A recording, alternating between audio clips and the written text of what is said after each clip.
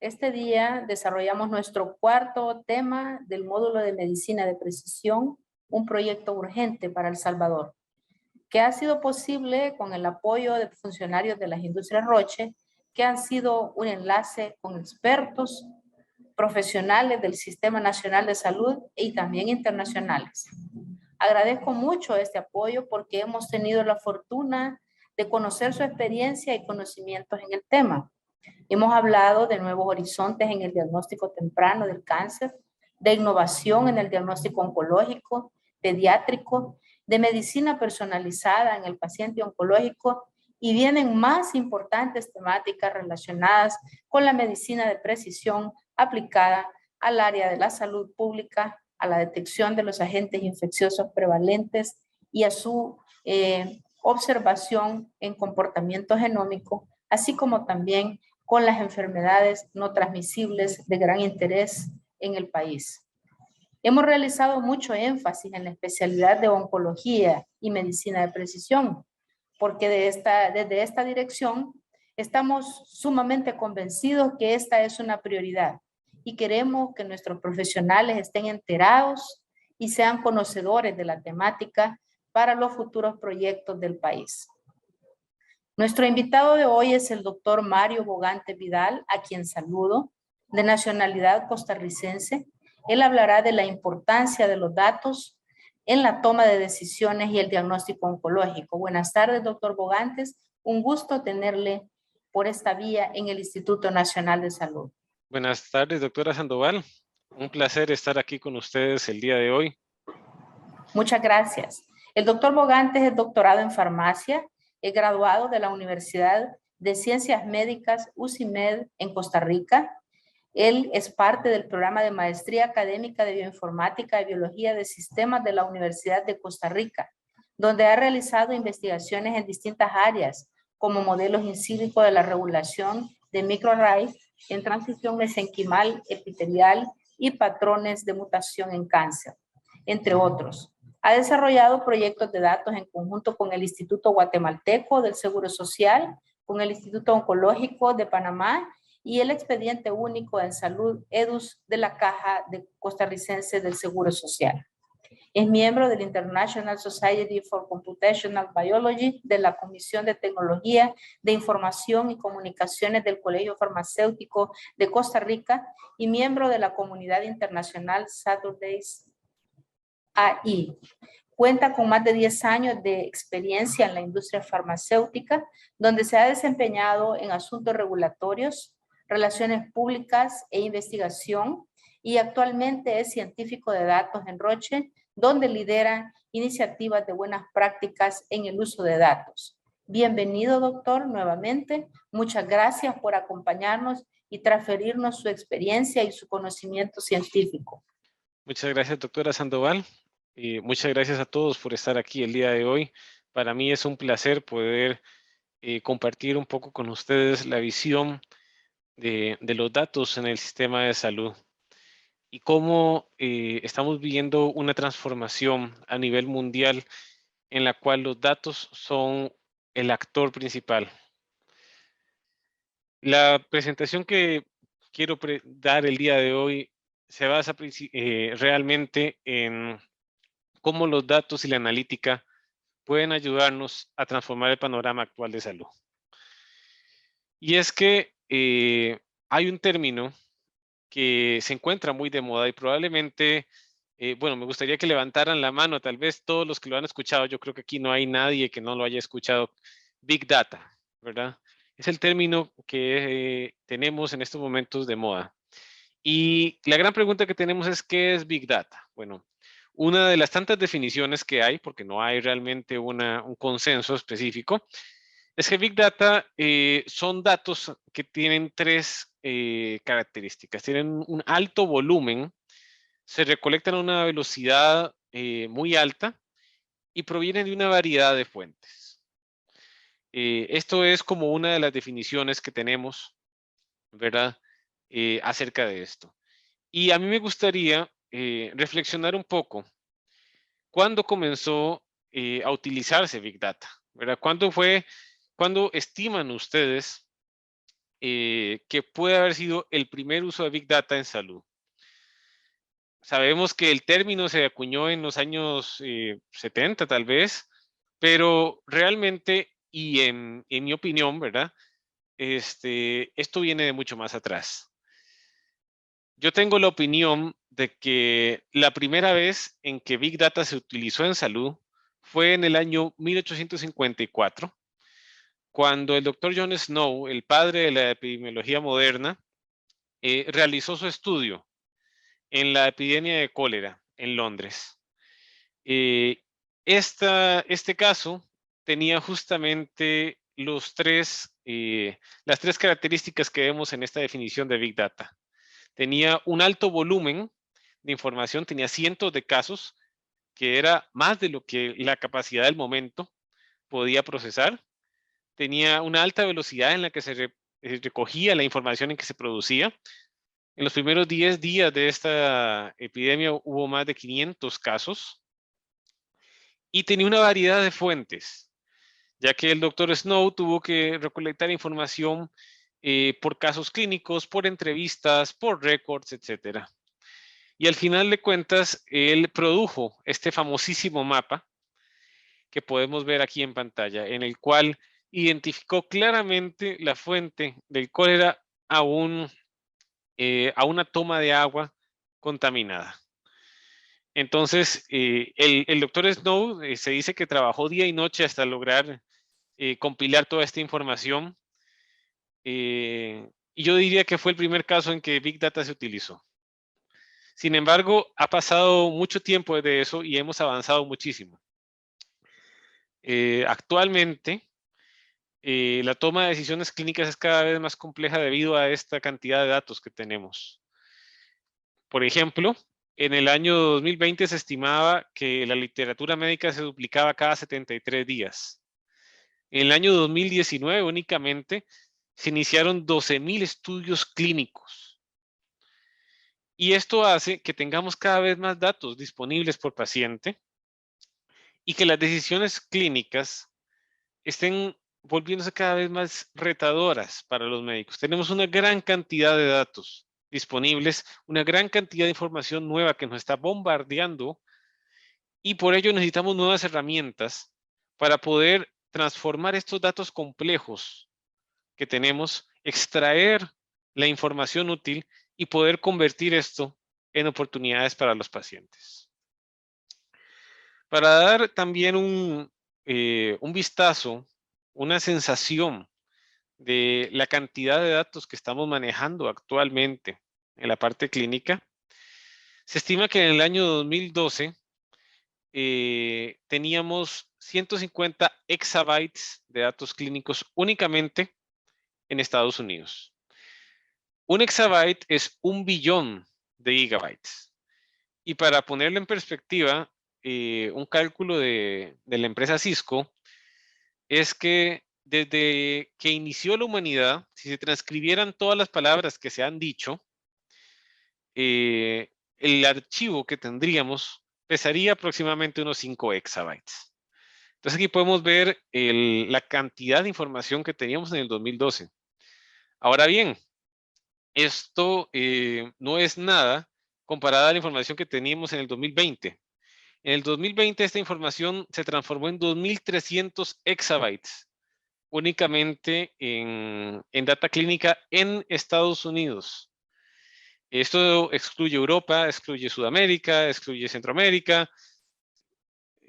No quiero imaginar cómo estaremos el día de hoy, ¿verdad? Esta es la cifra más reciente que tenía acceso, pero es muy probable que esto siga creciendo de forma exponencial. Entonces, la gran pregunta es, ¿qué hacemos con tanta información? ¿Y cómo aplicamos esto a salud? Y aquí me gusta introducir un tema diferente, un concepto diferente. Lo que necesitamos realmente en salud no es tanto Big Data. Sí, es importante tener datos en cantidad y datos de calidad. Sin embargo, lo que necesitamos es realmente datos significativos a escala. ¿Y qué significa esto? Significa datos de alta calidad que respondan a preguntas científicas y que cubran poblaciones de pacientes suficientemente grandes para ser generalizables. Esto es lo que realmente nos va a llevar a soluciones para los pacientes. ¿De dónde vamos a tomar estos datos? Bueno, tenemos una variedad de fuentes en la actualidad en la cual podemos recopilar datos de los pacientes. Tenemos imágenes, tenemos estudios clínicos, tenemos las ciencias ómicas, genómica, proteómica, tenemos registros de enfermedad, tenemos expedientes digitales de salud, tenemos los famosos wearables, los relojes inteligentes, nuestros propios teléfonos, tenemos aplicaciones que nos ayudan a conectar con los pacientes. Los datos significativos a escala son datos que se recogen de estas fuentes, pero son datos de alta calidad, y esto es la parte importante, que sean integrales, longitudinales y que sean curados, que puedan responder preguntas científicas de investigación. ¿Y cómo respondemos estas preguntas científicas? Utilizando estos datos y aplicándoles analítica para poder tener accionables que nos ayuden a cambiar cómo va a ser el resultado de este paciente, a cambiar cómo va a ser el desenlace de la enfermedad del paciente. Como podrán ver, en cada paciente vamos a tener datos clínicos, vamos a tener genómica, proteómica, etcétera. Vamos a tener imágenes, vamos a tener datos de herramientas digitales. Esto hace que empecemos a, y eso longitudinal a través de toda la población. Entonces, vamos teniendo una mejor perspectiva, nunca antes vista, ¿verdad? Nunca antes en la historia de la humanidad habíamos tenido la oportunidad de tener esta perspectiva de cada uno de los pacientes. ¿Por qué?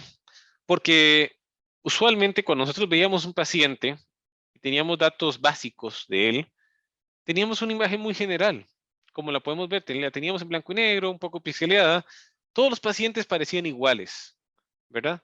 Pero cuando aplicamos aquí el poder de los datos para poder individualizar el paciente, llegamos a una mejor imagen, a un paciente único, al cual se le tienen que aplicar tratamientos y soluciones a la medida, de forma personalizada. Los datos nos permiten tener una mejor definición de cada paciente y de su condición. Y aquí es importante recalcar que los datos deben usarse si queremos realmente impactar en los pacientes en todo el viaje del paciente. ¿Y qué me refiero al viaje del paciente? Al viaje que empieza por el diagnóstico temprano y preciso, por un plan de tratamiento personalizado, después un acceso al tratamiento del paciente y un seguimiento continuo. Y todo esto, toda esta esfera, debe ser potenciado por los datos y por los insights, por el conocimiento que vamos a obtener de estos datos. Por ejemplo, al aplicar datos en la parte de diagnóstico temprano, vamos a tener diagnóstico a tiempo, poblaciones de pacientes mejor definidas, mejor conocimiento de enfermedades. A la hora de aplicarlo al tratamiento, vamos a tener decisiones más eficientes, vamos a tener pacientes empoderados, mejores resultados, reducción de gastos y una mejor sostenibilidad de los sistemas de salud. ¿Por qué? Porque esto nos va a permitir conocer mejor nuestro sistema de salud y poder aplicar las mejores soluciones para nuestros pacientes. En la parte de acceso, tendremos decisiones más rápidas y acertadas, ya que con unos datos adecuados lograremos tener certeza de cuál es la mejor solución para este paciente y esta solución personalizada a cada uno. Y finalmente, en el seguimiento continuo, un mejor manejo de la enfermedad y monitoreo continuo de nuestros pacientes. Ahora surge la gran pregunta, ¿cómo manejamos estos datos que se generan? ¿Cómo toda esta constelación de fuentes de datos debe ser manejado? Bueno, aquí quiero hablar un poco acerca de las dos principales herramientas que tenemos en los sistemas de salud para manejar estos datos. La primera son los expedientes electrónicos. Los expedientes electrónicos es el análogo digital del expediente físico, ¿verdad? Almacena la información de la salud de esta persona. Desde que llega a admisión, las consultas con todos los especialistas, sus resultados clínicos, etcétera. Es administrado por un ente de salud y podría ser compartido a través de diferentes instituciones. Por otra parte, tenemos el registro de enfermedades. El registro de enfermedades es algo mucho más específico y es un método que se utiliza cuando queremos recoger información acerca de una enfermedad, de una condición como tal. Entonces, un registro de enfermedad es una herramienta que se va a enfocar únicamente en esta enfermedad y tiene la ventaja de que al ser uniforme y explícita y con intención de recolectar solamente para esta enfermedad, nos va a permitir tener datos altamente estructurados y estandarizados. No es que no podamos tener datos estandarizados en expedientes electrónicos. Sin embargo, la idea del expediente electrónico es que esté con el paciente a través de su viaje. Cada paciente va a tener un viaje diferente y va a tener datos diferentes recolectados por diferentes especialistas. Mientras que un registro de enfermedad usualmente es manejado por un único especialista y en un único punto para recolectar los datos ya en formatos predeterminados de información. Ahora, cuando hablamos de estos tipos de registros y expedientes, algo muy importante que tenemos que tener en cuenta es la interoperabilidad. Estos sistemas deberían ser interoperables, no solamente dentro de las instituciones de salud, por ejemplo, el servicio de patología, con el servicio de admisión, con el servicio de enfermería, con el servicio de farmacia, sino también entre instituciones de salud. De manera que cuando querramos tener información acerca de una población, todos los sistemas hablen el mismo lenguaje y podamos tener datos confiables y estandarizados.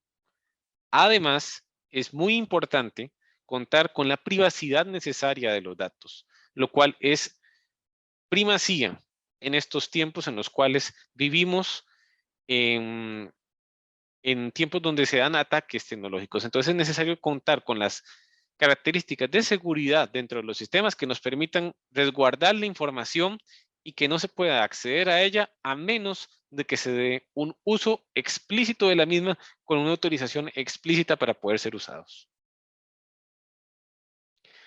Ahora bien, me gustaría repasar con ustedes dentro de este viaje del paciente que tenemos diagnóstico, atención, acceso y seguimiento, ejemplos de cómo en cada una de estas fases se ven afectadas por el uso de los datos de forma positiva. Empecemos por diagnóstico. Un avance reciente que hemos tenido es el diagnóstico de precisión gracias al análisis automatizado de imágenes.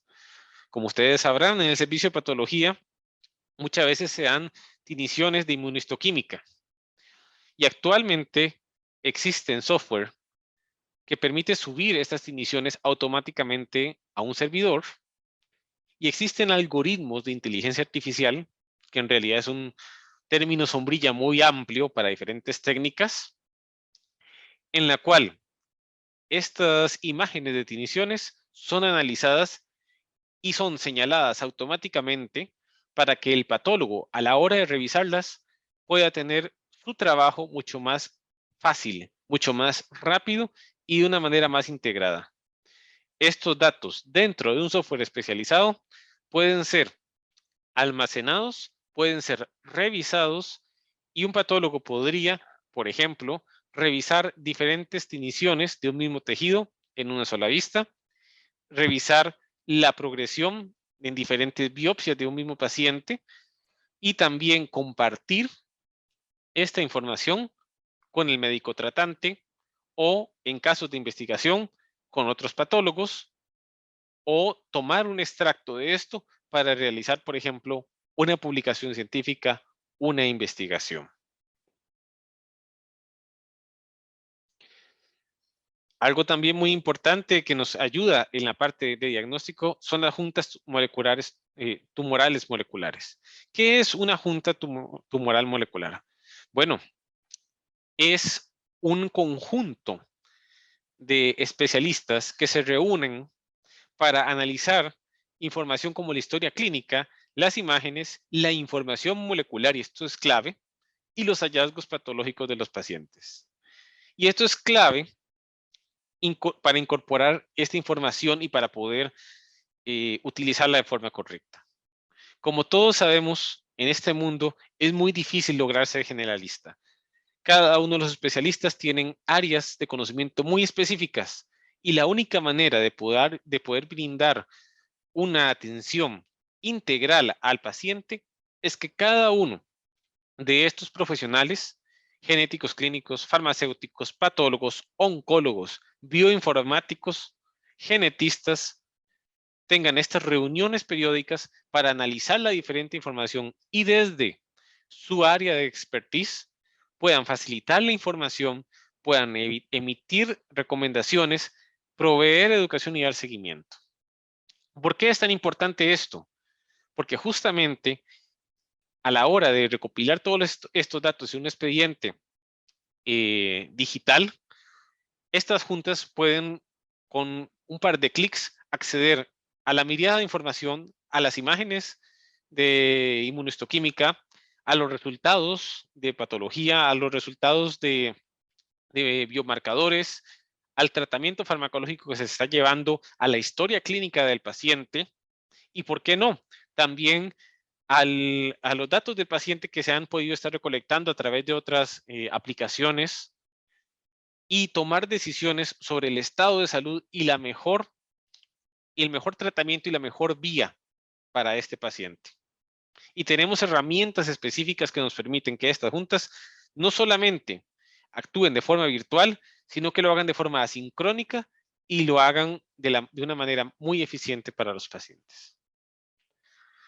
Un caso de éxito que me encanta mencionar de cómo se ve la integración de diferentes profesionales, de diferentes instituciones y cómo esto lleva a cambiar vidas de los pacientes es el caso de Eurenomics. Esto fue una iniciativa en la cual participaron 19 instituciones académicas, una de Norteamérica, 18 de Europa, 9 instituciones privadas de biotecnología y diagnóstico, y era una alianza que integró datos clínicos, datos genéticos, datos de bioespecímenes, empezaron a generar herramientas que permitieran un diagnóstico más exacto, que buscaran predecir cómo iba a ser el curso de la enfermedad, en este caso de la enfermedad renal, y cómo se podían buscar nuevos tratamientos para enfermedades renales raras. Y entre los pacientes que participaron en esta iniciativa, que fueron analizados por este grupo, que era multisectorial, con diferentes áreas de expertise, el 10% de los pacientes que eran pacientes que se decía tenían enfermedades incurables, fueron reclasificados en su diagnóstico a subgrupos en los cuales había tratamiento, no experimental, tratamiento ya disponible. Estos pacientes recibieron una segunda oportunidad en su vida. Esto fue una decisión life-changing. Lo que es un paciente que se le ha dicho que tiene una enfermedad incurable, pase a tener un tratamiento y una opción en la cual puede ser controlado. Bueno, vamos ahora a la parte de tratamiento, porque estábamos viendo diagnóstico. Como todos sabemos, la secuenciación de nueva generación ha cambiado completamente lo que es las reglas del juego en el tratamiento de tumores en oncología, ¿verdad?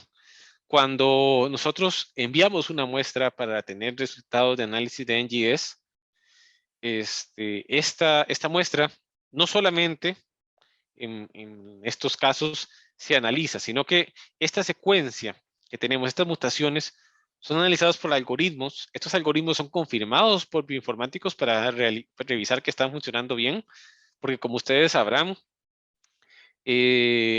los humanos somos falibles y somos los humanos los que nosotros mismos programamos y diseñamos estos algoritmos. Entonces tenemos que revisarlos y tenemos que supervisarlos, que funcionen de la forma correcta. Y esto nos genera un reporte curado en la cual se consulta todas las bases de datos de evidencia relevante, que se actualizan con regularidad y es finalmente revisado y firmado por el patólogo. Y estos reportes, que pueden ser varias decenas de páginas, nos contiene un detalle exacto de todas las mutaciones accionables y no accionables que tiene el paciente.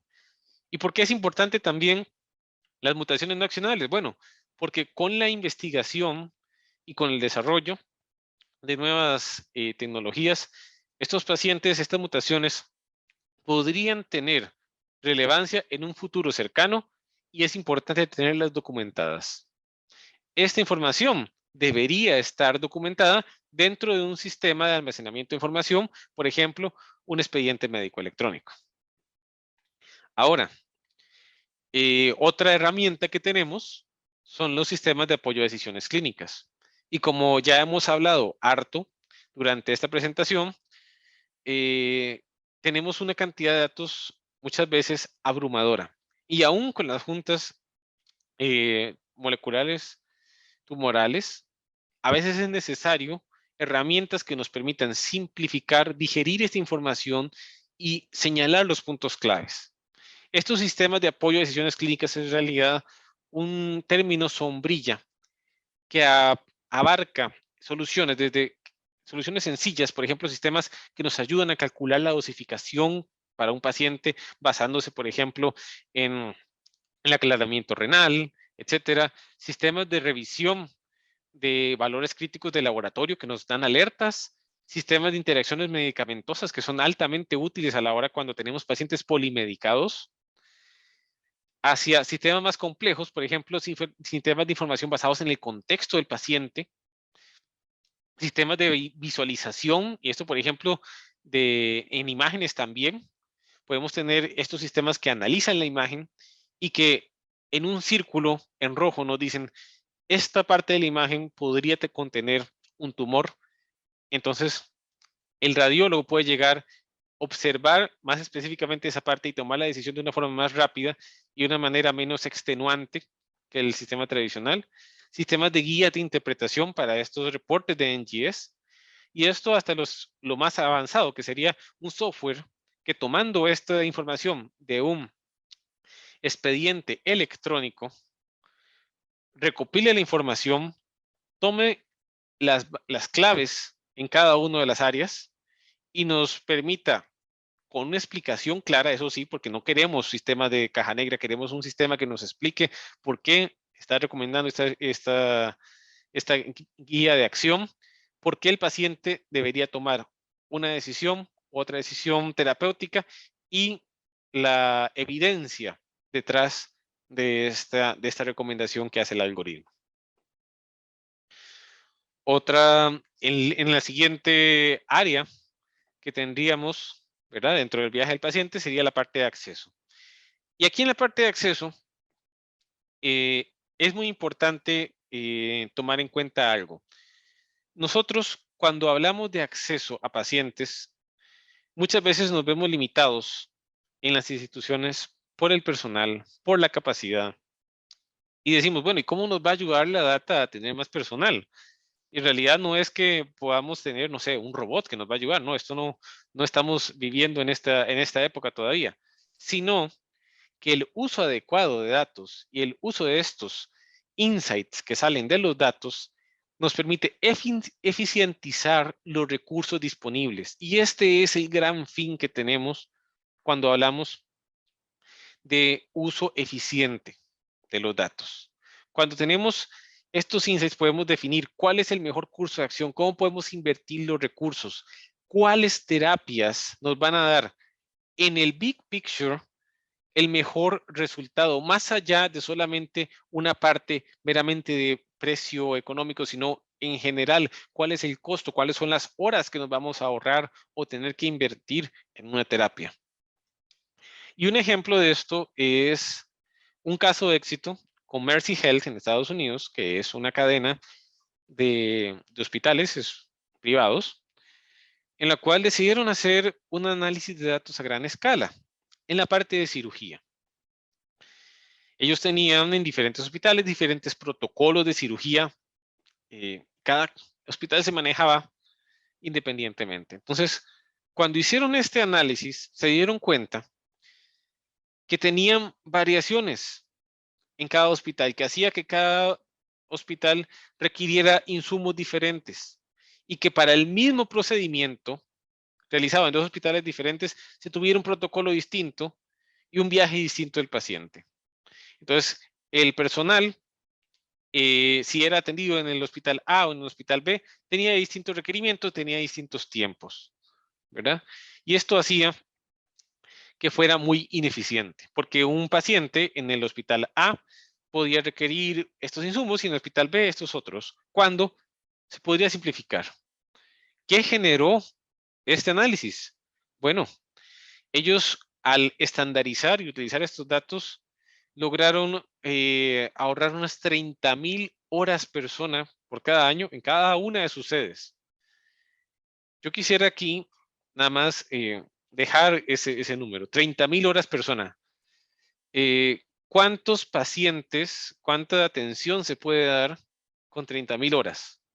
¿Cuántos pacientes adicionales se puede atender con 30,000 horas que se están liberando casi mágicamente, ¿verdad? A la hora de hacer una estandarización. Esto es un mayor acceso para los pacientes. Y además, bueno, esto generó una reducción total de costos de unos 10 millones de dólares, lo cual fue un beneficio para cualquier institución de salud. Luego tenemos la parte de seguimiento. ¿Cómo podemos brindar mejor seguimiento a los pacientes de una manera digital? Acordémonos que en el esquema tradicional tenemos los pacientes que llegan cada cierto tiempo a sus citas de control, ¿verdad? Y esto es lo que se ha venido dando a través de décadas. Entonces, ¿cómo podemos utilizar los datos para cambiar esto y las oportunidades de dispositivos móviles y apps que tenemos actualmente para cambiarlo? Bueno, un gran cambio en esto es las soluciones digitales de monitoreo de pacientes.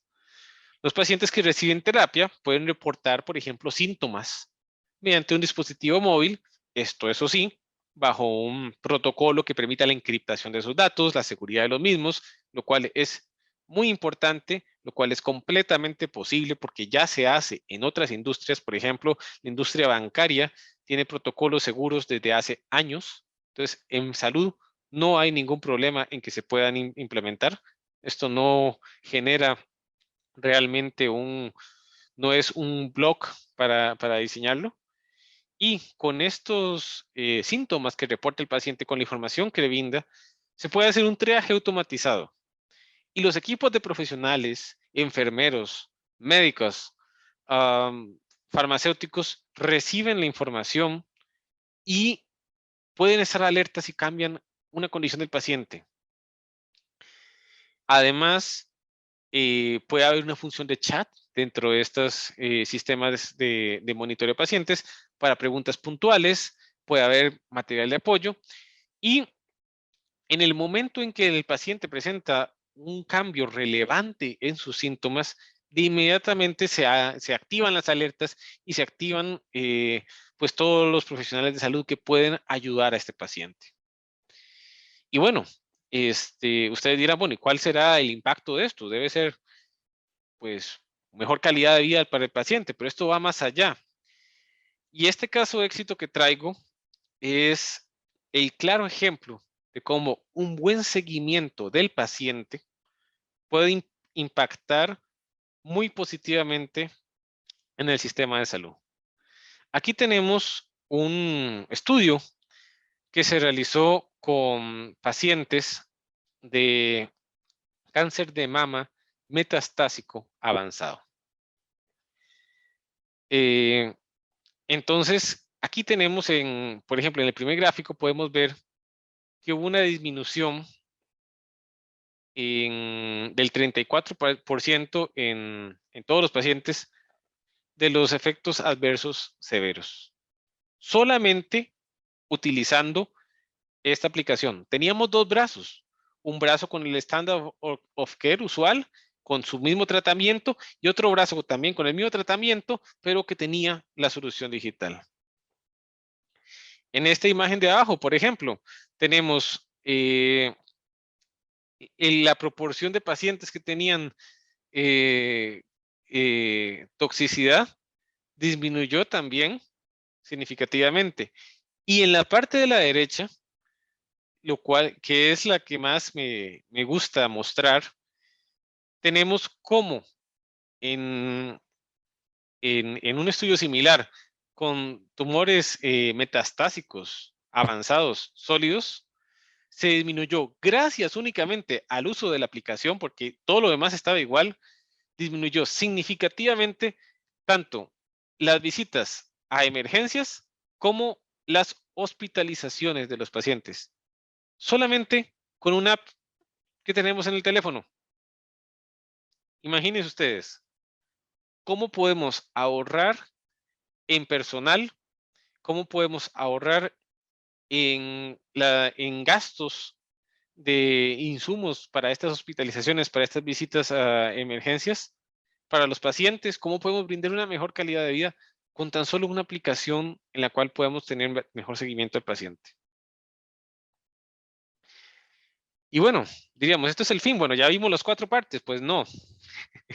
Tenemos más. Tenemos más cosas que podemos hacer con estos datos y que podemos seguir transformando el sistema de salud. Como habíamos dicho, las tecnologías, la analítica avanzada, nos permite tomar estos datos de los pacientes y del lado derecho ustedes pueden ver el viaje del paciente. Diagnóstico, plan de tratamiento, acceso al tratamiento, seguimiento, pero eso también está enlazado con una investigación más eficiente, con casos, estudios clínicos más rápidos, un mejor conocimiento de la enfermedad, una mejor decisión de si un estudio clínico debe o no seguir. Y esto es muy importante en la vida real, en la cual tenemos, por ejemplo, enfermedades raras en las cuales el número de pacientes es muy limitado. Y el uso de datos y real world evidence brinda oportunidades únicas para investigación. Un ejemplo de cómo podemos potenciar los datos para nuevos descubrimientos es el National Cancer Institute Cancer Research Data Commons, que esto es un nombre muy complicado para una base de datos, ¿verdad? Que es del National Institute of Health y en la cual es básicamente una base de datos anonimizada, eso sí, con todos los permisos adecuados de los pacientes, de manera que no puedan ser identificados, que incluye más de 22,000 genes relacionados con cáncer y más de 3 millones de mutaciones. Y dirán ustedes, bueno, ¿y esto con qué se come? ¿Para qué se usa? Bueno, estas bases de datos son abiertas. Eso significa que no solamente los profesionales del hospital donde se recolectó la información, ni el país donde se recolectó, ni siquiera el continente, sino los profesionales a nivel mundial pueden acceder y pueden generar información accionable para nuevos tratamientos, para nuevos protocolos a partir de esta información.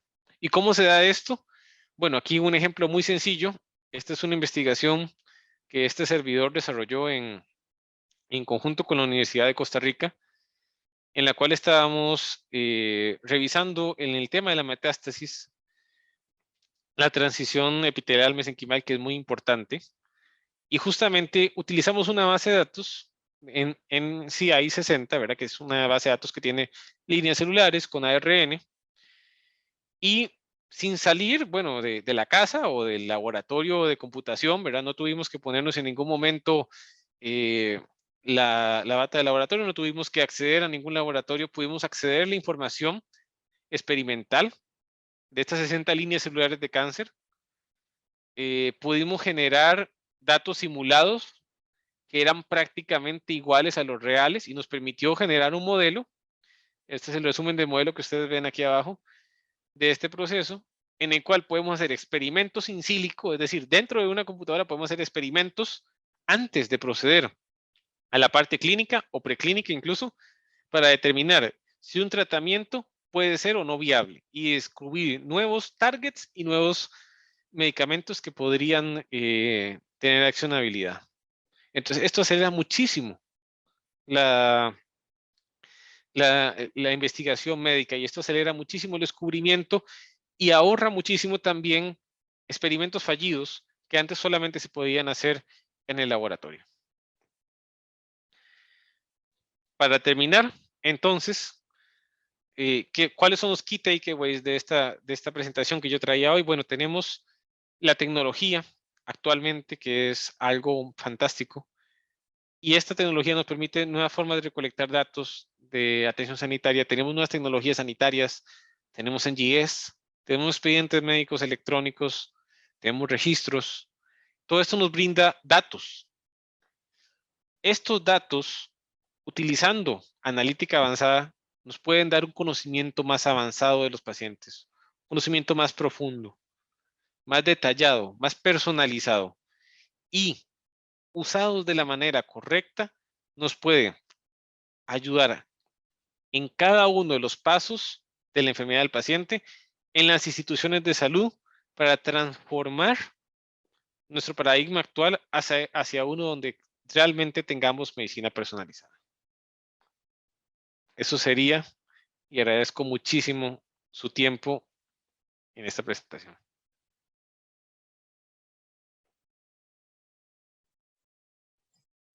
Muchas gracias, doctor Bogantes. Una excelente conferencia que nos ha puesto en el tenor de todo lo que está organizándose desde el Instituto Nacional de Salud a pensar de una forma cada vez más profunda en que todas estas ventajas de facilitar la interpretación de datos, de poder emitir recomendaciones de tratamientos dirigidos a las personas de forma más específica y más eficiente, de proveer educación y de dar un seguimiento mucho mejor al paciente, pero también de poder realizar investigación de gran calidad, no está reñido con el desarrollo de nuestros países, que podríamos hacer algunas modificaciones importantes que fueran un punto de inflexión importante también para el desarrollo de la salud de nuestros países. Y hablo de nuestros países porque es la misma, prácticamente con diferencia Costa Rica y Panamá, la misma situación en los países de Centroamérica y algunos del Caribe.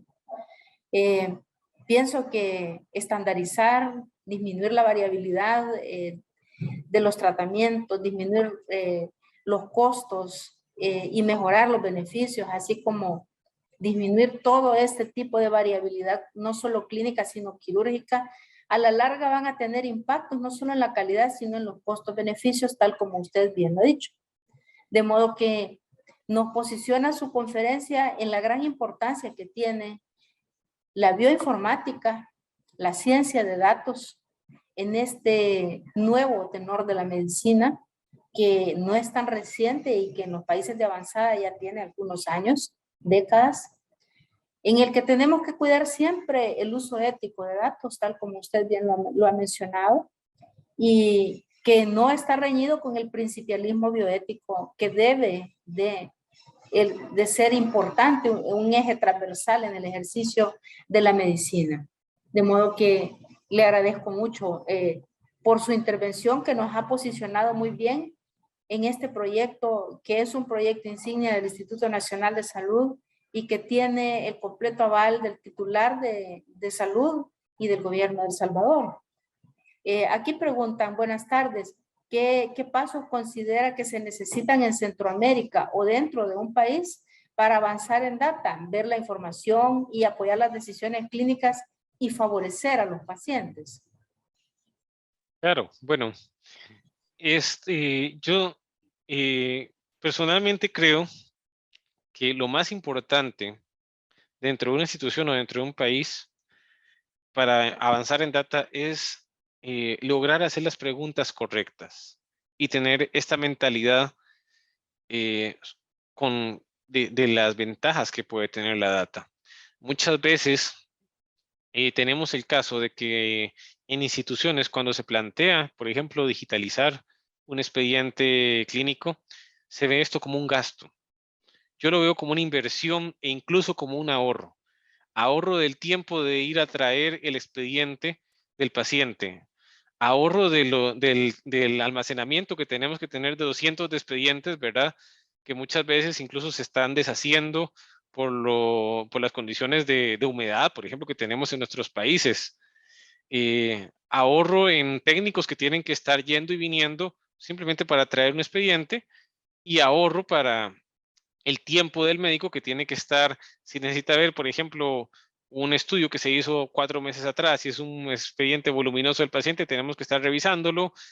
eh, o sea, todo esto es muy importante, que tengamos esta mentalidad de cómo los datos nos pueden ayudar y que esto es un viaje.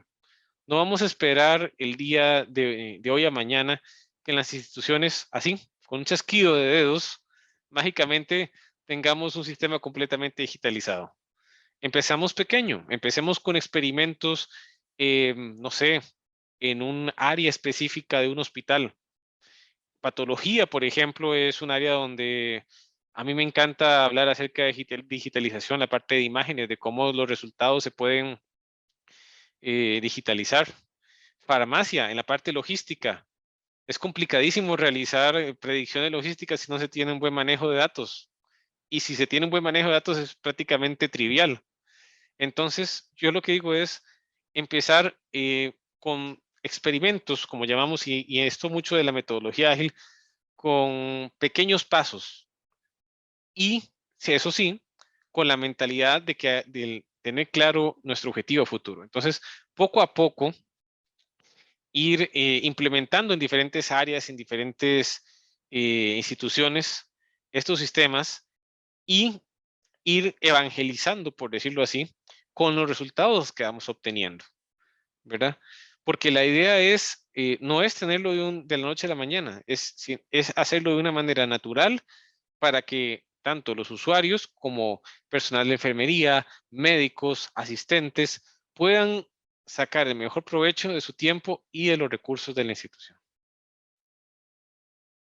Sin duda alguna, doctor. Hay otra pregunta aquí, un comentario. Dice, buenas tardes. ¿Conoce alguna iniciativa que parta del análisis de episodios clínicos, expedientes, para hacer medicina preventiva a través de las técnicas que usted presentó? Saludos y gracias por su ponencia.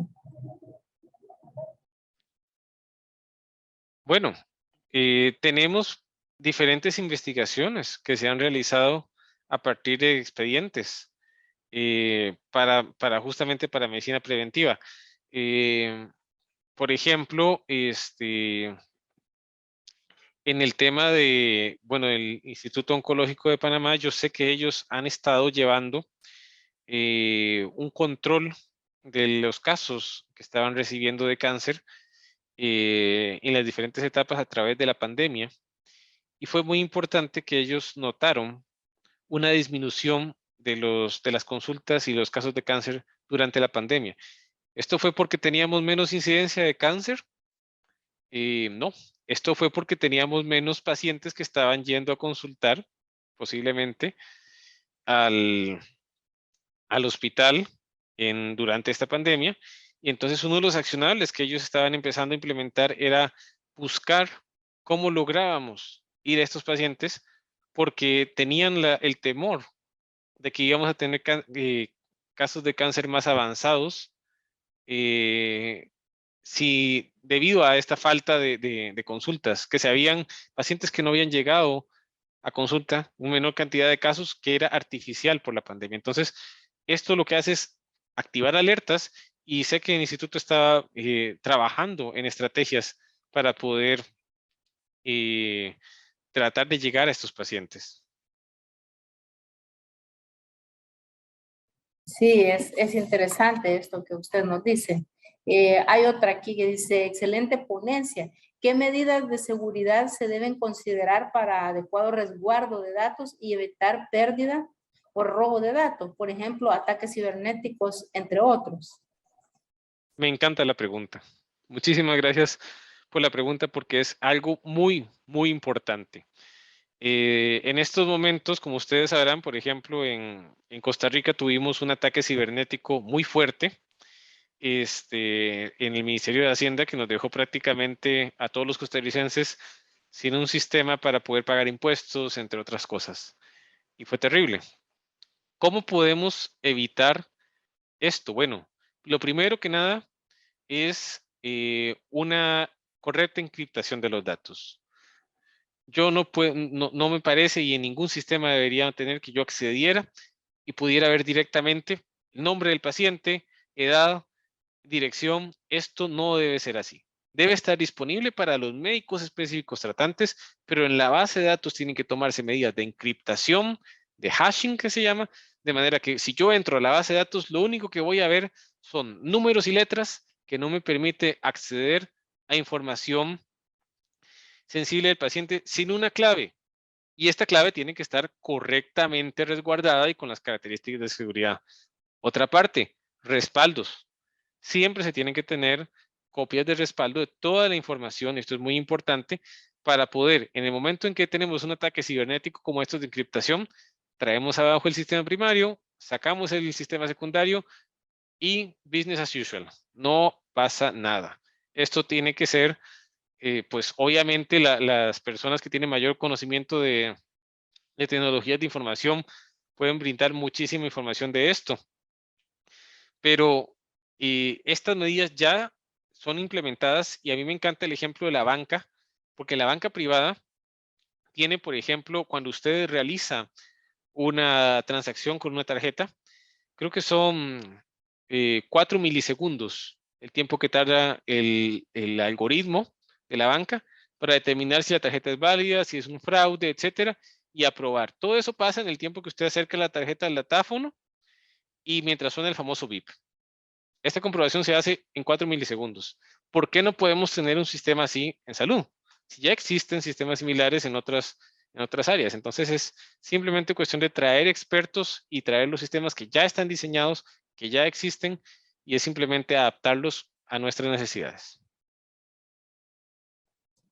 Muchas gracias por su respuesta. Hay un comentario aquí de una colega que dice, sería interesante y útil contar con una data de pacientes con enfermedad renal crónica, diabetes, hipertensión, etcétera, para diseñar programas preventivos y mejores estrategias de manejo. ¿Qué comentario tiene sobre eso, doctor Boantes? Por supuesto, yo iría más allá. A mí me encantaría, por ejemplo, empezar a estratificar y a clasificar estos pacientes que tienen hipertensión arterial, que tienen diabetes, ¿verdad? Por ejemplo, por edad, por otras comorbilidades, y empezar a cada uno de estos grupos de pacientes utilizar intervenciones personalizadas y medir. Es muy importante medir estas intervenciones para después de un año, después de 2 años, ver cómo han evolucionado y cómo ha sido el impacto de las estrategias. No solamente tener la data para diseñar las estrategias, sino implementarlas y medir la eficacia con constantes pues, mediciones a través del tiempo para ver cuáles programas han sido más efectivos, dedicar más inversión a ellos, cuáles programas no han sido tan efectivos, repensarlos, modificarlos y pues brindar con esto mejor atención a los pacientes. Sin duda alguna, estas son algunas de las utilidades de toda esta ciencia de datos que es tan importante y que construye un camino para la medicina de alta calidad y efectividad. De modo que si logramos poner las bases para hacer este proyecto realidad en el país, creo que estamos dando no un paso, sino un salto de calidad en la atención en salud. Agradezco grandemente, doctor, su intervención, su ponencia de tanta calidad, tan oportuna, y agradezco a Roche todo su apoyo en este módulo que está prácticamente finalizando en la siguiente semana. Decirle que hay un compromiso de país por servirle a la población de una forma más cálida, pero también con mayor calidad, en el ánimo de el principio de justicia distributiva, que es una de las de las insignias muy grandes que tiene este Instituto Nacional de Salud, en el cual trabajamos con gran interés para la población salvadoreña. Agradezco mucho su intervención, ha sido más que interesante, muy educativo para todos los que lo escuchamos.